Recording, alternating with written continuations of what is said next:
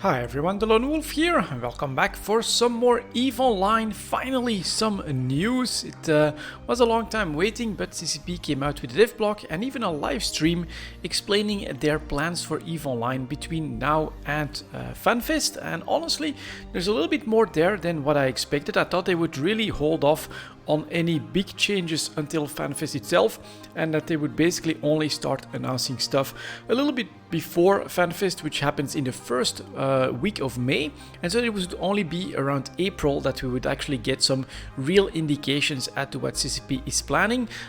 So that is probably still on the horizon, if I'm not mistaken. At least that's the vibe that I got from the live stream, is that the CCP is planning a lot of stuff for Fanfest as well, but they gave us some changes that they're planning for March and April. So if you want to read the dev blog for yourself, as always, you can just go to eveonline.com, click on the news link, and that brings you to this page, and you can see here EVE Online 2022 update, the road to Fanfest, and that's this dev blog. We're going to take a look at it.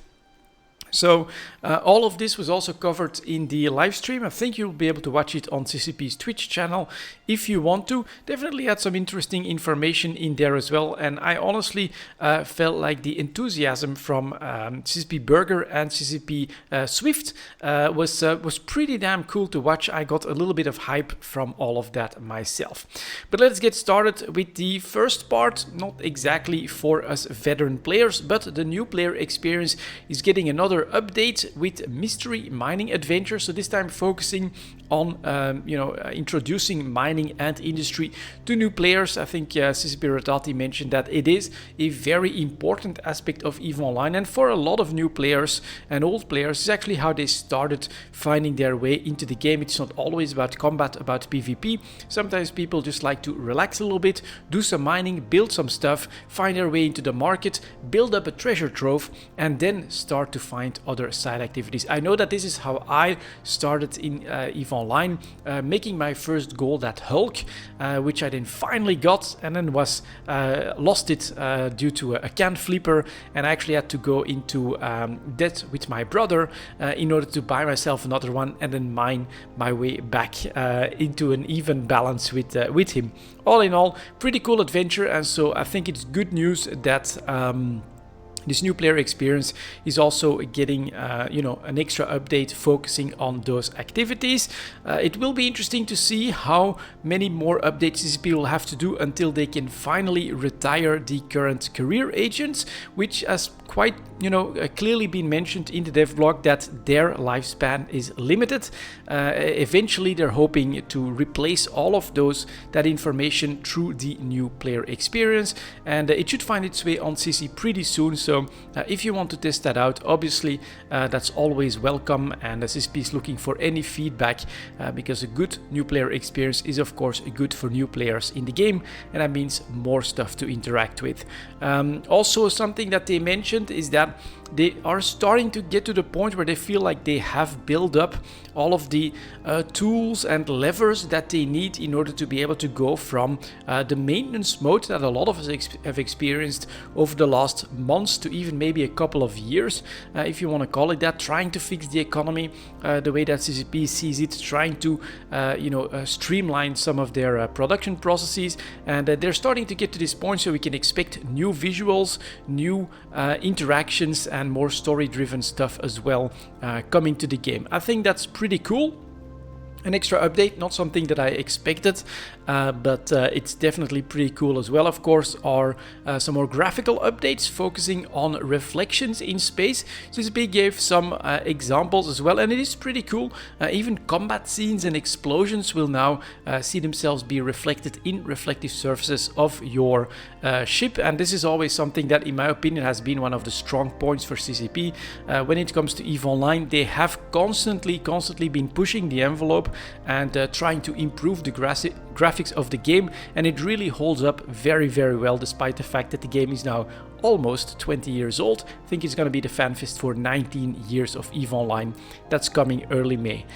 So it's going to be pretty cool, more graphical updates, and I think that CCP Burger mentioned that this should help a lot with immersion, because your ship really becomes part of the scene as to what's happening around the ship, and you'll see that reflected in your ship, even if you're looking very close at only your ship and you don't always get a feeling of what's happening around you. That should definitely improve with that graphical update. Next up here, what are we talking about? As the season turns, mentioning the Gardens Gala and then Together We Compress. I think here this is something that CCP is planning to do more of, to introduce like story elements into events, into other ways, into other changes that they're developing or deploying into the game. And so here, for instance, you know, you're getting a massive reward for bringing in lost scientists that will then eventually help to unlock the new compression technology, which is sounding very, very promising. So overall, let's see if we get most of these plans. Compression becomes a more social ability. The industrial command ships were called Orca and Porpoise. Very nice little change here. The Porpoise will also be able to do some compression, and so they're getting the new modules that will enable all nearby fleet mates to instantly compress their own materials. So this is something that they have obviously taken our feedback, went back to the drawing board, and now they're coming out with a different system that to me sounds very promising. So the way it was described is that, you know, if you have got, let's say, an Orca in a belt and a fleet member is mining in that belt as well, as long as he's in range and the module, the industrial core, is active on the Orca, they'll just be able to go to their own cargo hold and to their own ore hold and just right click compress. It's available because the Orca is basically buffing the fleet within its range to give that compression ability. Instant and lossless. Very, very good. You know, don't take too much from all of the current ways that we are experiencing compression. In fact, this is all on top of the way compression works now. So CCP mentions that they're no longer going to pull it from all the places where you can compress at the moment. So from the player stations, maybe some NPC stations as well. Not really sure about that. But very, very nice change, which at the day of this, when this video comes out, should also be on CC.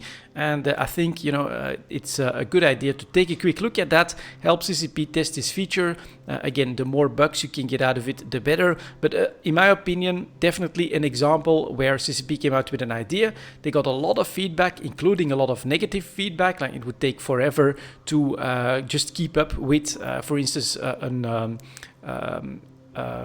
mining barge just going fully for yield. You know, a single Orca can't even follow that, and so they went back to the drawing board and they're coming out with a system that's in my opinion gonna be far better and far more fun for players to interact with. So that's coming here. Specifically, the Porpoise will be able to compress gas and asteroid ores. And then, very interesting as well, the Orca and the Orca will be able to compress all resources: gas, ice, asteroid ores, and moon ores. That's definitely a very nice change for the Orca itself. They'll basically be able to provide the compression of moon ores in HiSec as well, and in 0.5 systems you can mine for moon ore as well. So that could become something to look into, and it could definitely be very cool. Something that we kind of knew was on the horizon, but CCP has also made that a lot more concrete, is the glorious battleships. So rather than nerfing or reducing the cost of battleships and what it takes to create battleships, CCP is deciding to bump their survivability and their agility, or at least some potential for their agility, in order to just make them you know, feel them worth the cost.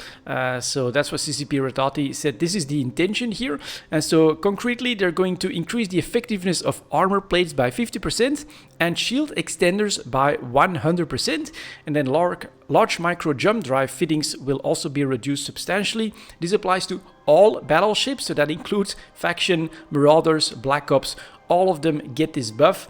And yeah, my first reflex, the Rattlesnake is just going to become god tier with a passive shield tank. And then the Praxis is really, in my opinion, going to become one of those go-to ships for events, for battleships, because they can also have that amazing combination. Very large shield buffer, passive shield tank, drones and missiles, which of course in PvE is absolutely a dream combination. So that's huge in my opinion. Also in PvP, this could drastically change the meta, and I'm really curious in the next EVE talk to see how the market will have responded to all of this. It's not, you know, like super big changes, but it's basically a massive buff in the potential survivability of your battleships tied to certain fittings. That is definitely true, but I think that this is received quite well and is going to basically make it so that your battleship is going to become a goal for new players to really work towards. And the fact that they become so powerful as a subcap, really the most powerful subcap of course, does in my opinion make it like it's worth it to work towards your Rattlesnake in order to have your mission ship ready, or to work towards you know, any other battleship, even for PvP combat, for fleet doctrines and things like that. So very interesting change, and I kind of look forward to taking a look at what my Rattlesnake and my Praxis fits are gonna you know, evolve when this actually comes in. Next up, we've got crab season approaching. So basically CCP introduced some PvE for capital ships, and you know, they basically recognized that the numbers are off a little bit. The usage is not as much as what they had expected, and so the cost is going to come down from those beacons, and the rewards are going to be buffed, so that it's actually worth it a little bit more to risk your capital ship in this PvE type of content. It's not exactly what I play myself, but you know, it's good to see that CCP is indeed iterating on this, and that it does feel like what they're developing gives them the necessary levers in order to be able to, you know, buff that very specific point if that's what's needed in order to make it a little bit more attractive. Bolster bulkheads and update to the surgical strike. Also really big, I think, for nullsec, of course, is that they're basically rolling back by 50% the nerfs to resistances that they had done across the board. And so for capitals and super capitals that have really drastically reduced their survivability, their tankiness. The main problem that they wanted to tackle was that faxes, you know, just became really, they created situations where a certain number of extra numbers basically made it so that the opponent could not even get a single kill, even in a prolonged engagement. So they wanted to guarantee that, yeah, if you field 100 ships even against 50 ships, you're gonna lose a couple of ships, and so that's why they did that. But they're basically, you know, they want to see more of those ships out there, and so they're gonna reduce that nerf, which was like 100% nerf, back down to 50% in order to, yeah, make them a little bit more tanky and durable. The Orca hot drops, something extra for the Orca that they're working on is to give them an industrial jump portal that'll basically allow them to jump a fleet towards a certain mining operation. Could be very, very cool for players that, you know, want that fleet experience, want to organize their fleets. It does, yeah, it was described, I think, like the mother goose guiding the ducklings to their new pasture. I think that's quite apt, you know. A veteran that has worked his way to a Orca, that has got all of that experience, is like, all right, let's go guys, fleet up, and I'm gonna jump you to our next haul, and then we'll make our way home, and who knows what adventure they'll encounter that way. So nice little extra for the Orc. Blueprint changes. I don't think they went too much into the details here. As mentioned in the winter status update, we want faction ships, dreads and other capitals to be out in space, wreaking havoc on the battlefield via well-orchestrated dread bombs and other means. To that extent, blueprint requirements will be updated prior to Fanfest. Yeah, oh, okay, that's actually pretty big as well. What they mentioned was that they basically finally feel like they've got the levers in hand to, for instance, say, okay, we recognize that dread bombs have become uneconomical because it's way too expensive to build dreads. What they don't want is to have to change something to capital ships that all of a sudden also makes carriers too cheap or super carriers too cheap. And so they feel like now they finally have what they need in order to be, for instance, be able to say, all right, let's make it more economically viable to build a dread bomb and then to lose a dread bomb. So perhaps the step will be, rather than going from battleship to either a dreadnought or a carrier, but it's pretty much equivalent to, all right, it's going to be battleship, then a dreadnought, then a carrier, super carrier, and eventually Titan, because a carrier is going to be harder to make than a dreadnought, for instance. Depending on what feedback they see, they can now start to change that. Another one that was still rather vague, but I would say good news as well. Structure updates on the way. Very specifically, what I remember is I was mentioned that structures and faction warfare are definitely a problem, and so there are plans there, but I think those will be explained a little bit later. This coming April, we will see the next set of changes to them when we will dive into various core mechanics and structure modules. So don't expect, in my opinion, new structures or anything like that. So I don't see this as being an opening towards solo players can finally have some type of structures gameplay become viable or accessible to them, but it's more pinpointing real problems with structure defensibility, bloat, them being deployed in places where they shouldn't, and perhaps their interaction with space around them. Definitely very welcome again, I think, for nullsec that does have some potential problems with all of that. So yeah, Fanfest May 6th and 7th. I personally am really looking forward to that as well, and I got the vibe from the live stream that there's still a lot that they've got planned for Fanfest as well. Just this is really already quite a lot, but this is just the road to Fanfest, and at Fanfest things could really change a lot. I'm gonna try and find where this was mentioned, but they're planning to basically change the cadence for deployments. It's time to, here we go, it's time to evolve from quadrants into something new, and as well as former expansion. Let's see if I can look at it.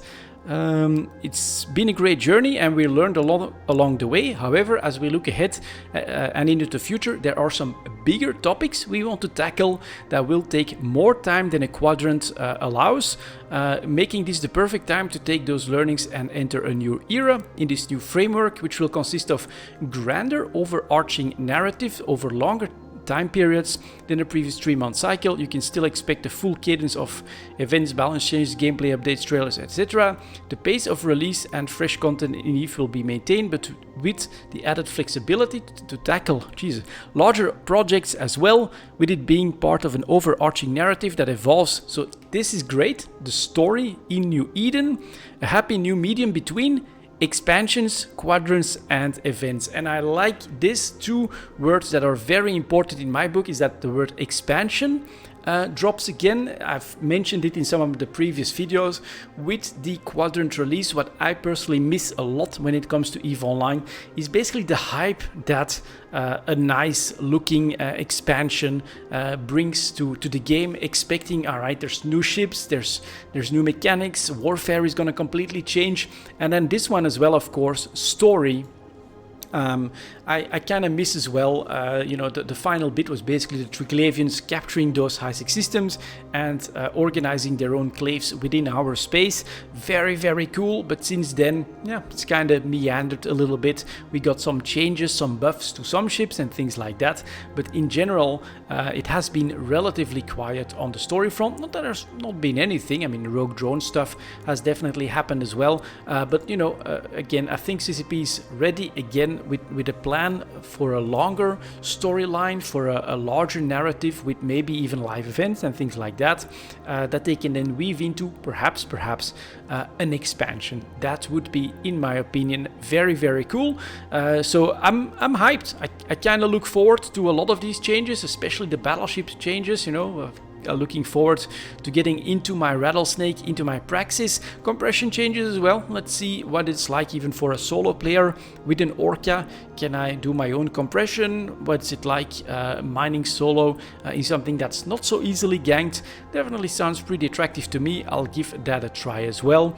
And then, well, graphical update, really cool. So there you go. That's my quick look at the road to Fanfest, the latest dev blog. We finally got some news as to what CCP is planning for the game, and I'm also really looking forward to EVE Talk this weekend. I'm kind of curious to see how the market reacts to all of this stuff.